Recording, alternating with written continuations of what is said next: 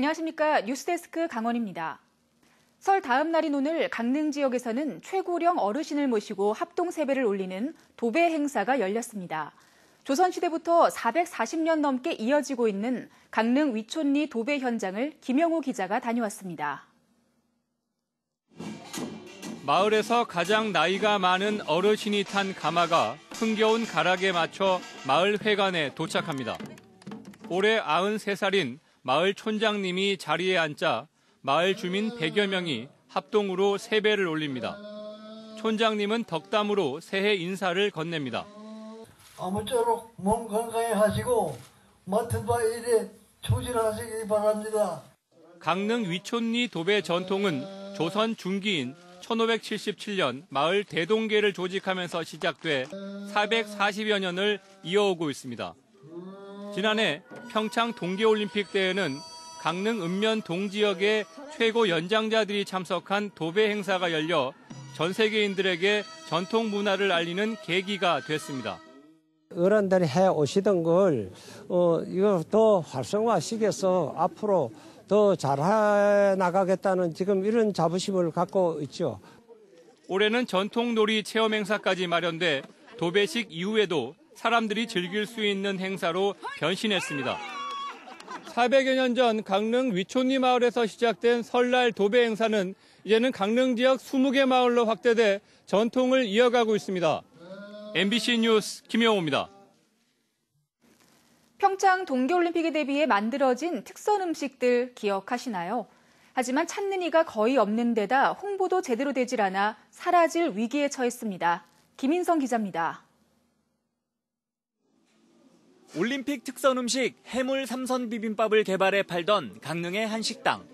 하지만 올림픽이 끝난 뒤부터 회와 물회 위주로 팔리고 있습니다.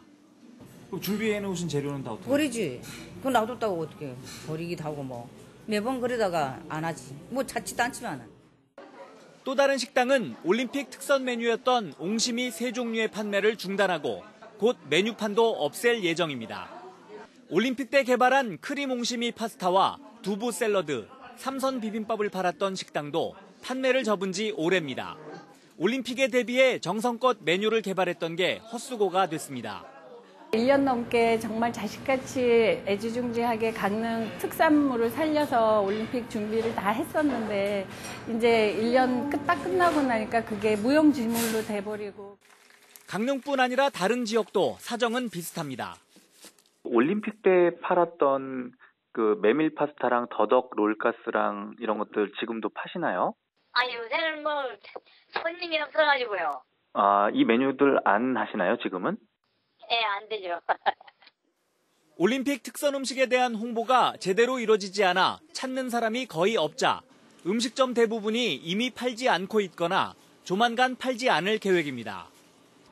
올림픽 특선 음식 홍보비를 따로 세우지 않은 강릉시의 올해 홍보 계획은 초라해 보입니다.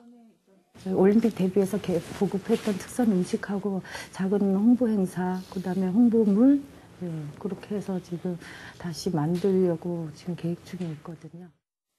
올림픽 유산이기도 한 특선 음식이 올림픽이 끝난 지 1년이 채 되기도 전에 사라질 위기에 처했습니다. MBC 뉴스 김인성입니다. 인제군 용대리는 국내 황태의 70% 이상을 생산하는 주산지인데요. 올겨울에도 영하의 날씨와 매서운 칼바람에 황태가 잘 익어가고 있어 대풍이 예상된다고 합니다. 김상훈 기자가 현장을 다녀왔습니다. 국내 최대 황태 덕장인 강원도 인제 용대리 마을. 바다에서 갓 잡은 명태는 한겨울 동안 설악산 골바람과 강추위, 적당한 눈 속에서 얼고 녹기를 반복하며 명품 황태로 거듭납니다. 올겨울에는 낮에도 기온이 영하권을 맴돌아 황태가 통통한 살을 간직한 채 익어가고 있습니다. 속살이 통통하게 마르면 작황이 좋은 거거든요. 그 날씨가 잘 받쳐주다 보니까 이 황태가 아주 통통하게 잘 마르고 있어요. 덕장마다 주렁주렁 매달린 명태가 진부령을 넘어온 매서운 바람에 살랑살랑 몸을 흔들며 3개월 숙성되면 최고의 황태로 만들어집니다. 용대리 황태 덕장은 모두 20개. 한 해 생산되는 황태만 1,800만 마리에 달합니다. 하지만 이번 설 명절 판매량은 예년의 절반 수준으로 줄었습니다. 경기 불황에다 2년 전 서울 양양 고속도로가 뚫리면서 국도 주변에 있는 황태 덕장을 찾는 관광객들의 발길이 뚝 끊겼기 때문입니다. 판매 부진 속에서도 주민들은 명품 황태의 명맥을 잇기 위해 매서운 추위 속에서 구슬땀을 흘리고 있습니다. 명태는 다음 달까지 이렇게 설악산의 칼바람을 맞으며 황태로 거듭나게 됩니다. MBC 뉴스 김상훈입니다.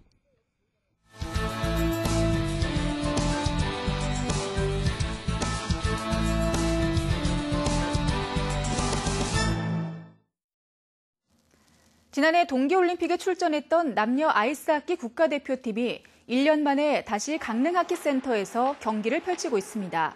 남자팀은 오늘부터 8일까지 일본과 카자흐스탄 경기를 시작으로 우리나라와 라트비아 등 4개 나라가 출전하는 2019 KB금융 챌린지 대회에 참가합니다. 오는 9일부터 12일까지는 여자 국가대표팀과 라트비아, 헝가리가 참가하는 W 네이션스 챌린지가 열립니다. 미세먼지 비상 저감 조치가 발령될 경우 대기 오염 물질을 많이 배출하는 시멘트 공장들이 가동 시간을 단축합니다. 쌍용양해와 삼표 시멘트 등 9개 시멘트 업체는 미세먼지 비상 저감 조치가 발령되면 분쇄 시설의 가동 시간을 1박 1일 2시간 이상 단축하기로 환경부와 협약을 체결했습니다. 환경부는 이들 사업장의 굴뚝 원격 관제 시스템을 통해 비상 저감 조치를 시행한 날의 미세먼지 감축량을 관측해 감축 실적을 공개할 예정입니다. 올해부터 100년가게 선정과 관리를 지방 중소벤처기업청에서 담당하는 가운데 100년가게 신청을 받습니다.